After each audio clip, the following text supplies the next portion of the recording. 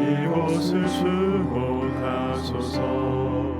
주를 향한 노래가 꺼지지 않으니 하늘을 열고 오소서. 이곳에 임재하소서. 주님을 기다립니다. 기도의 향기가 하늘에 닿으니 주여 임재하여 주소서.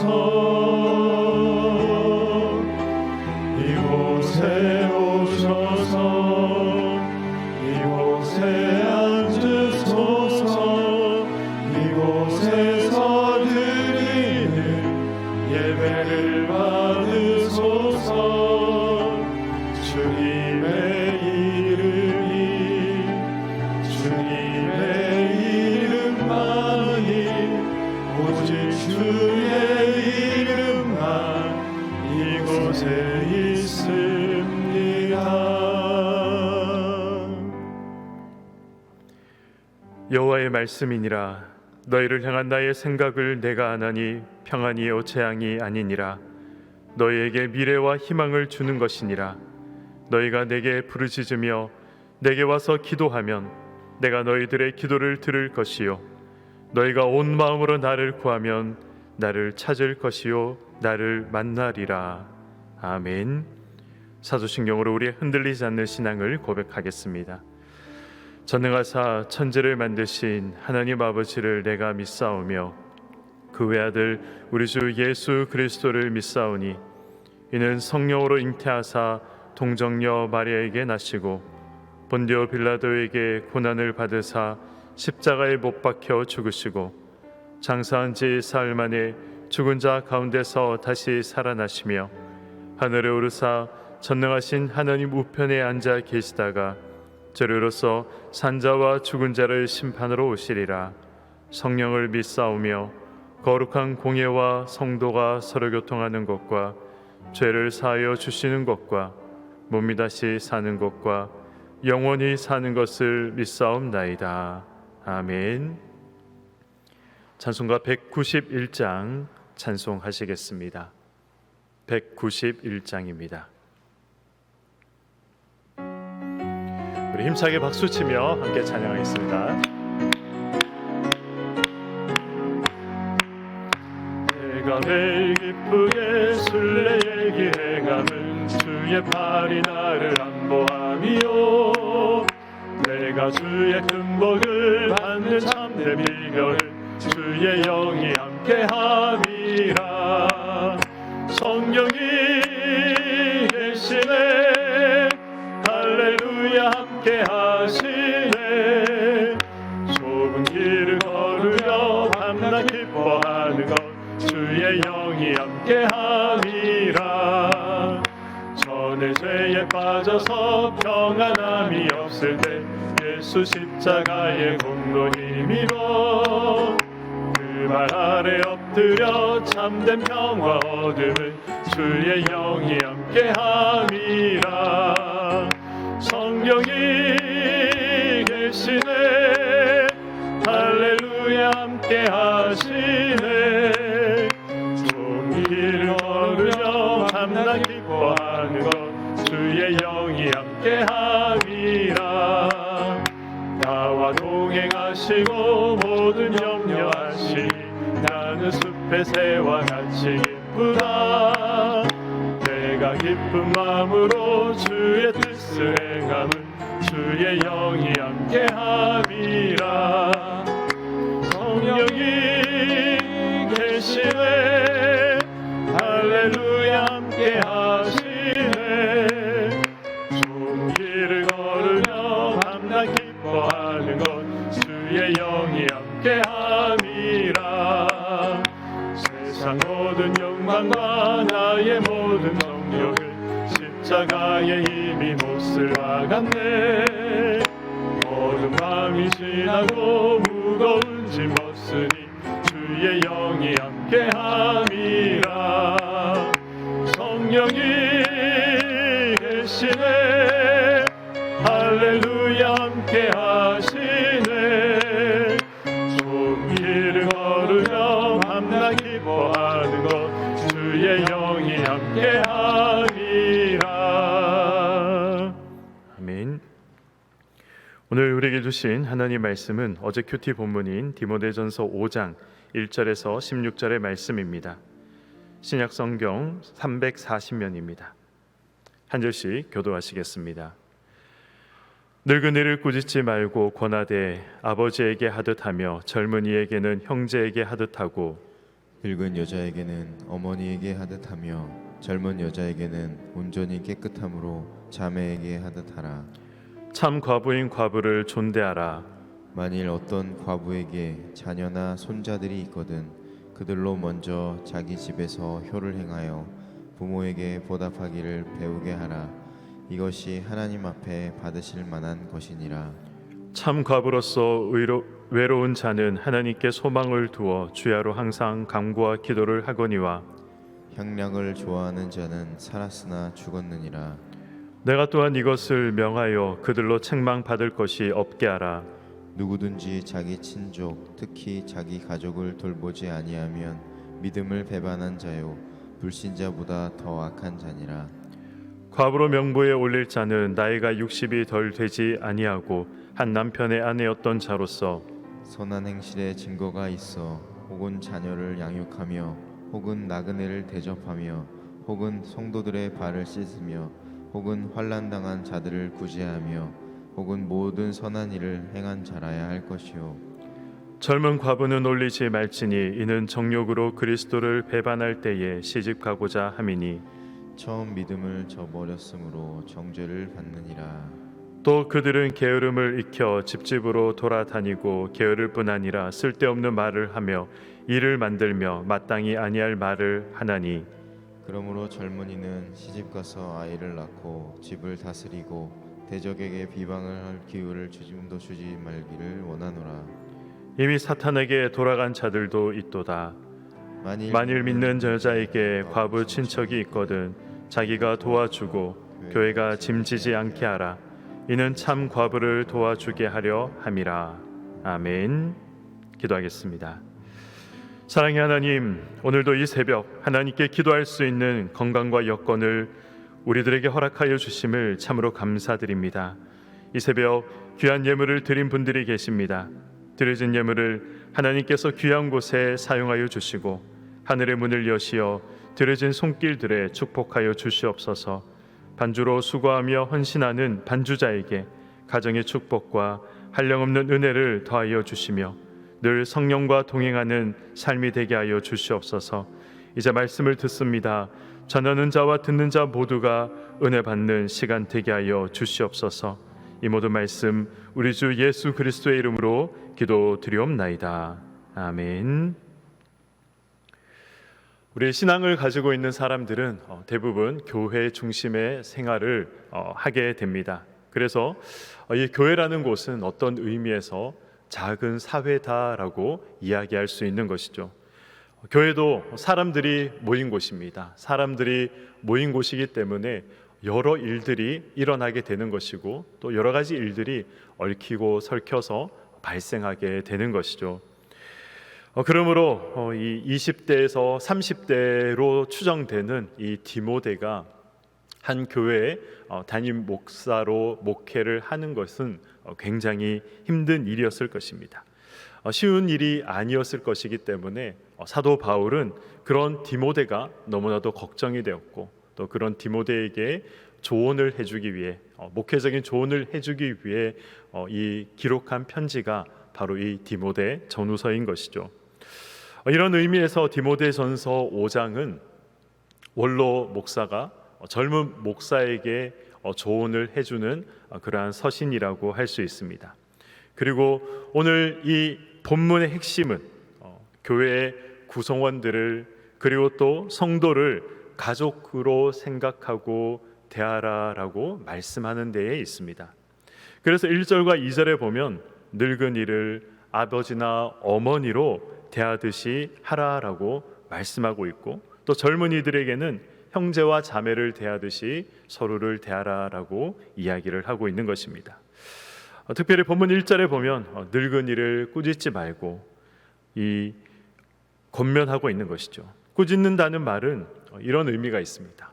때린다라는 의미가 있는 것이죠. 그래서 바꾸어 말하면 말로써 심하게 상처를 주어서는 안 된다라는 것을 의미하고 있는 것입니다.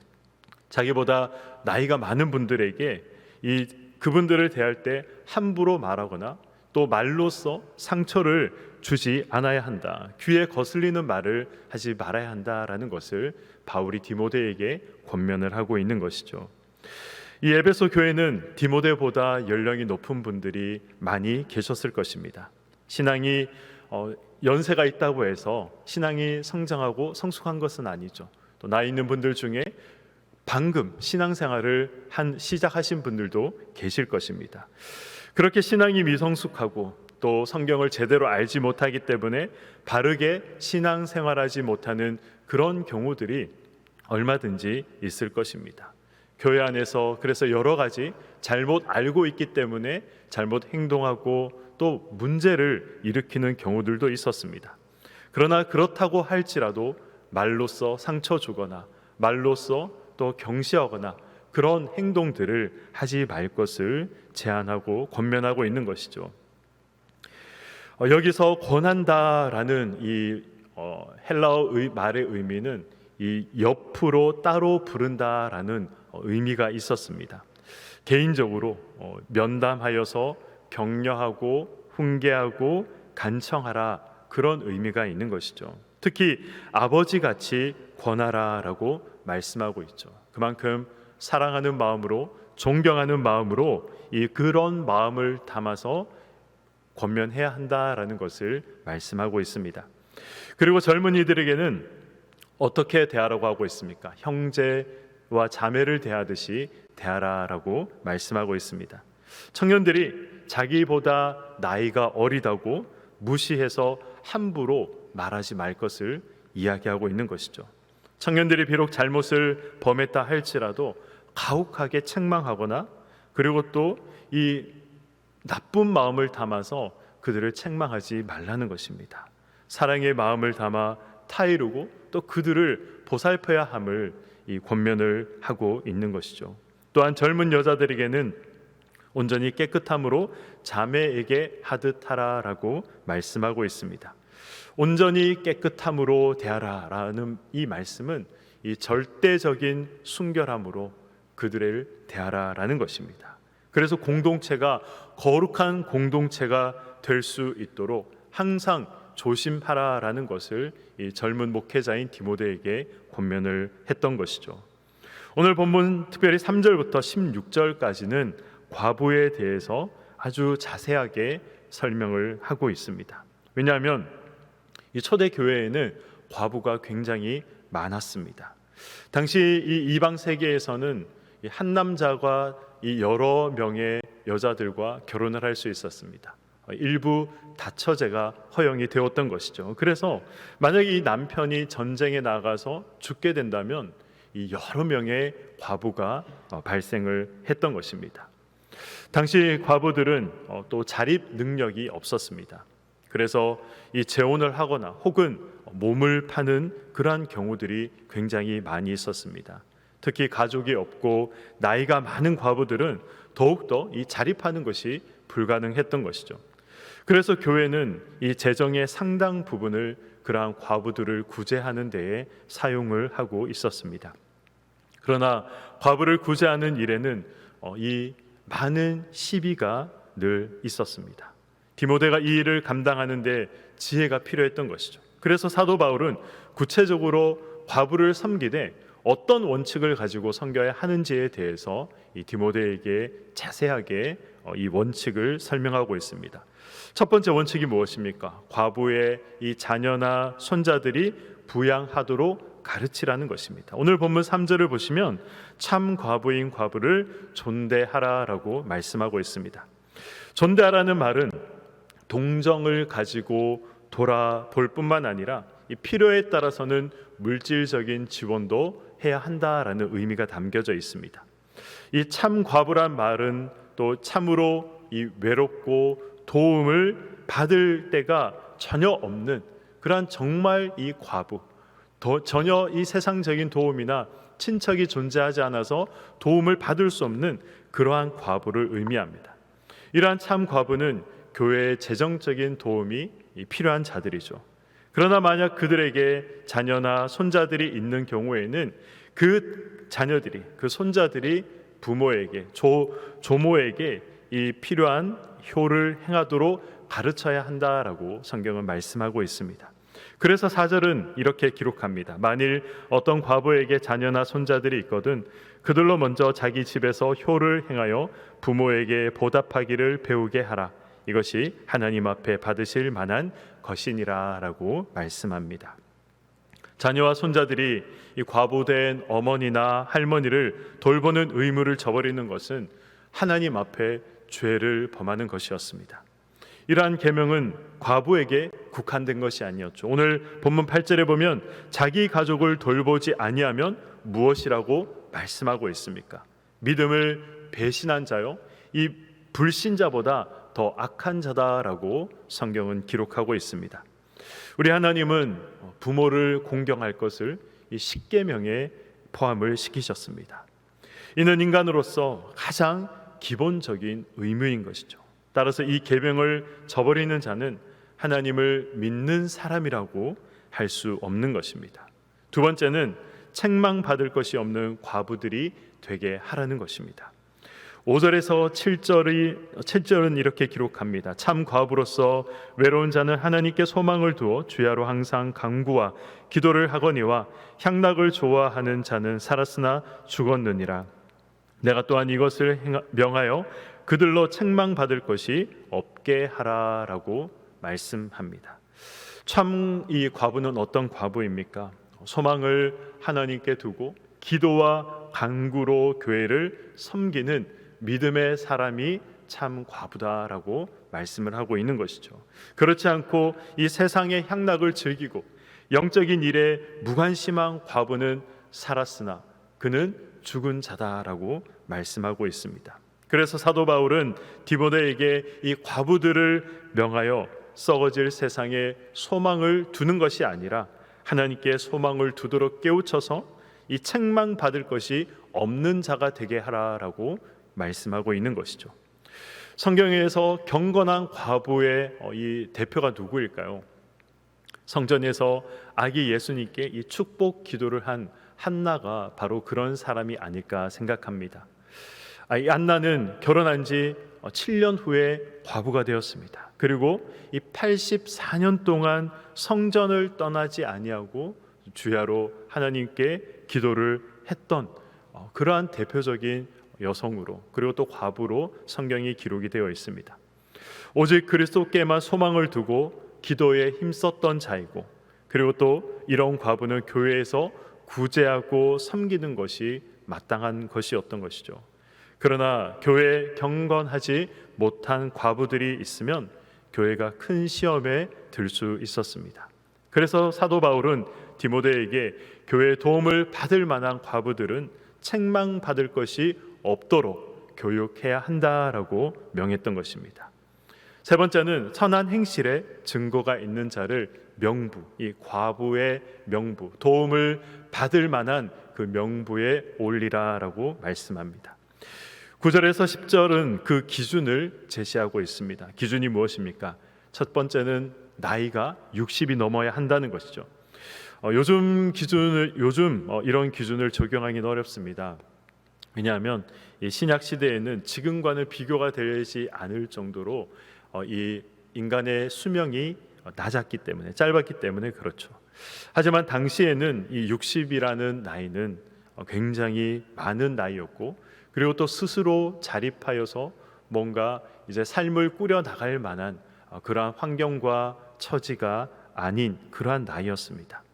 그리고 또 두 번째는 한 남편의 아내였던 자를 명부에 올리라라고 이야기를 하죠. 한 남편의 아내로서 충실했던 여자, 곧 이 순결과 정절의 본이 되는 그런 사람을 과부의 명부에 올릴 것을 이야기를 합니다. 세 번째는 선한 행실에 증거가 있고 그리고 사람들의 본이 되는 그러한 사람을 올릴 것을 이야기를 하고 있죠. 그리고 또 11절 상반절에는 젊은 과부는 올리지 말라라고 말씀합니다. 그 이유가 무엇입니까? 11절 하반절에 나와 있습니다. 이는 정력으로 그리스도를 배반할 때에 시집가고자 함이니 처음 믿음을 저버렸으므로 정죄받느니라 라고 말씀합니다. 당시 이 참 과부의 이 명부에 올릴 때에는 이 서약을 하게 되어 있었습니다. 어떤 서약입니까? 남은 생애 동안 하나님을 위해서 살아가겠습니다. 오직 주님만 섬기며 살아가겠습니다라는 그런 서약이었습니다. 그런데 젊은 과부들은 서약을 했음에도 불구하고 정욕에 이끌려서 마음에 드는 남자를 만나면 그리스도께 한 맹세를 저버리고 시집을 갔던 것이죠. 심지어 불신자와 결혼을 하는 그러한 경우들도 굉장히 많이 있었다고 합니다. 이런 행위는 그리스도를 배반하는 행위요, 또 처음 믿음을 저버리는 죄악이었던 것이죠. 그래서 젊은 과부를 참 과부에 올리는 것을 금했던 것입니다. 또 다른 한 가지 이유는 젊은 과부를 참 과부로 올려놓으면 집집마다 돌아다니면서 교회를 어지럽힐 가능성이 많았습니다. 그래서 13절은 이렇게 기록하고 있습니다. 또 그들은 게으름을 익혀 집집으로 돌아다니고 게으를 뿐 아니라 쓸데없는 말을 하며 일을 만들며 마땅히 아니할 말을 하나니. 이 참 과부로 등록이 되면 교회의 재정적인 지원을 받을 수 있기 때문에 이 일을 하지 않아도 먹고 사는 문제가 해결이 되었습니다. 그렇게 되면 게으름이 몸에 배게 되는 것이죠. 그리고 시간이 남아 도니까 집집마다 돌아다니면서 수다를 떨고 남의 일을 간섭합니다. 또 해서는 안 될 말을 옮기고 비밀을 누설하고 다른 사람의 약점을 헐뜯고 성도의 삶에 끼어들어서 서로 간의 삶을 이간질시키는 그러한 일들이 빈번하게 일어났었습니다. 그래서 결국 교회가 시험에 들 수밖에 없었던 것이죠. 그래서 바울은 젊은 과부를 어떻게 하라고 합니까? 14절의 말씀입니다.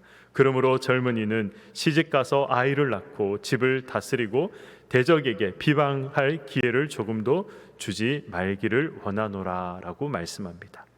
젊은 과부는 시집을 가서 아이를 낳고 가정을 잘 다스리도록 하는 것이 가장 바람직하다라고 말씀하고 있는 것이죠. 그렇지 않고 이 참 과부로 등록을 해서 구제하면 마귀에게 회방할 기회를 주어서 하나님의 교회를 어지럽히고 또 시험에 들게 한다라고 기록하고 있는 것입니다. 24절에 기록된 기회라는 단어는 이 군사적인 용어입니다. 이 작전의 근거를 의미하는 것이죠. 무슨 의미입니까? 사단에게 작전을 위한 이 근거, 그러니까 교두보를 제공해 주는 역할을 한다는 것입니다. 그러므로 사탄에게 회방할 기회를 조금도 주지 않기 위해서는 이 젊은 과부는 아예 참 과부로 등록하지 않는 것이 옳은 방법이다라고 이야기를 하는 것입니다. 16절은 만일 믿는 여자에게 이 과부 친척이 있으면 도와주어야지 교회에 그 짐을 지어서는 또 안 된다라는 것을 말씀하고 있습니다. 친척이 있음에도 교회 과부를 구제할 짐을 지우게 된다면 참 도움이 필요한 사람들, 참 도움이 필요한 과부들이 그러한 도움을 받지 못할 경우가 생긴다는 것입니다. 그러므로 가능하면 자립하여서 물질적인 문제를 해결하고 또 믿는 친척이 있으면 친척이 과부를 돕는 것이 원칙이었던 것입니다. 성경은 구제를 많이 하면 많이 할수록 좋은 교회다라고 말씀하지 않습니다. 구제를 하되 바르게 하도록 하는 것을 교훈하고 있는 것이죠. 왜 그렇습니까? 교회는 구제를 위해서 존재하는 그러한 공동체가 아니기 때문에 그렇습니다. 교회 존재의 목적과 이유가 무엇입니까? 복음을 선포하고 복음을 전파하는 것이 교회의 존재의 목적이고 그렇게 우리 공동체가 이루어져 있는 것이죠. 교회의 정체성을 이 망각할 정도로 구제해서는 안 되며 반드시 그래서 말씀에 따라서 말씀의 근거에 의해서 말씀의 기준에 의해서 구제해야 한다라는 것을 오늘 말씀은 우리에게 증거하고 있는 것입니다. 궁핍한 성도를 도울 때 직접 재정을 지원하는 방법이 언제나 또 최상의 결과를 낳는 것이 아님을 또한 말씀하고 있습니다. 오순절 이후 교회가 성령의 능력으로 성장을 거듭할 때에 과부 구제하는 문제 때문에 많은 어려움들이 있었습니다. 많은 분란들이 생겼습니다. 그리고 사도행전 6장에 보면 그러한 또 분란들에 관한 내용들이 잘 기록이 되어 있습니다. 인간이 하는 일이기 때문에 때로는 공정하지 못하고 또 공평하지 못할 수도 있습니다. 성령이 충만한 교회의 성도들이 좋은 마음을 가지고 시작했어도 분란을 일으키기 쉬운 문제가 이 교회의 재정을 사용하는 문제가 아닐까 생각을 합니다. 그러므로 교회와 개인 모두의 이 경건에 유익이 되는지 이것을 먼저 생각하고 판단하고 분별할 필요가 있는 것이죠. 사도 바울은 교회란 더불어 살아가는 한 가정 공동체임을 말씀합니다. 경제적 어려움에 처한 식구를 도우고 구제해야 하는 것은 너무나도 당연한 것입니다. 하지만 경제적 도움으로 모든 책임을 다하는 것은 아닙니다. 언약 백성과 언약 후손이 바른 신앙 안에서 자라갈 수 있도록 하나님의 마음과 하나님의 뜻이 무엇인지, 어떤 것을 행하며 또 교회 공동체 안에서 생활해야 하는지 이것을 깨닫게 하는 것이 우선이 되어야 한다는 것을 우리는 오늘 말씀을 통해서 알 수 있는 것입니다. 피상적인 도움보다 궁극적인 도움을 찾는 마음으로 성도가 연합할 때 교회는 자연스럽게 건강한 공동체로 자라갈 수 있는 것입니다. 오늘 이 말씀을 기억하며 교회의 덕을 세움이 무엇인지, 진정한 도움이 무엇인지, 그리스도 안에서 한 가족이 된다는 것이 무엇인지 고민하며 주의 몸된 교회를 섬기시고 또 사랑하시는 우리 왕성의 모든 성도님들이 되시기를 주님의 이름으로 간절히 축원드립니다. 아멘. 우리 함께 찬양 드리도록 하겠습니다.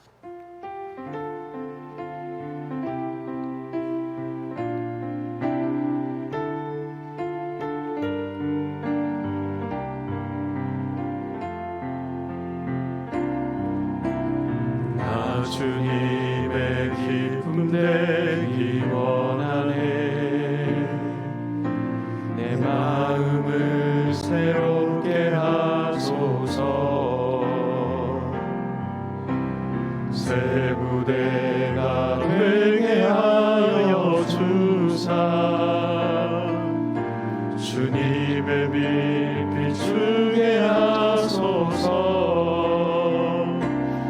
내가 원하는 한 가지, 주님의 기쁨이 되는 것. 내가 원하는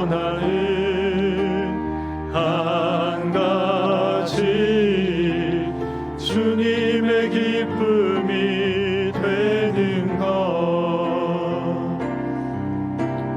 겸손히 내 마음 드립니다. 나의 모든 것 받으소서.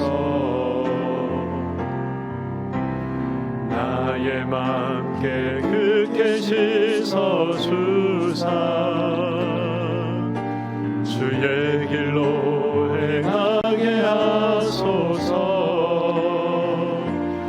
내가 원하는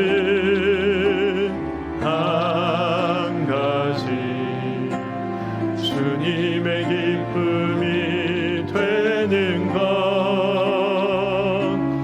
내가 원하는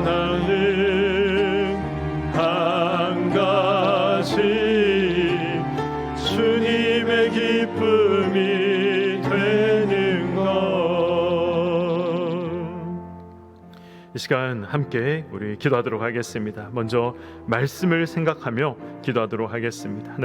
하나님께서 참 원하시는 우리 공동체를 위한 일이 무엇인지 늘 깨닫게 하시고 교회의 덕을 위해서 늘 고민하며 섬기며 살아가는 우리의 삶이 되게 하여 주시옵소서.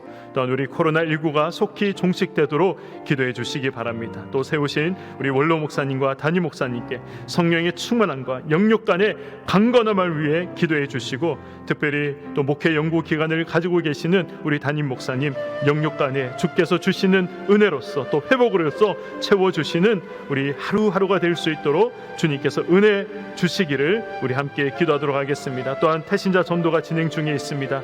영혼 구원을 위한 귀한 사역 위에 주께서 은혜 주시고 역사하여 달라고 기도하시고, 5차원 전면교육과 어원화와 청년 부흥을 통해 여호수아 세대가 일어나도록 선교사님들과 또 세계 선교를 위해 이 시간 우리 두 손을 높이 들고 주님의 이름 세 번 부르고 함께 기도하도록 하겠습니다.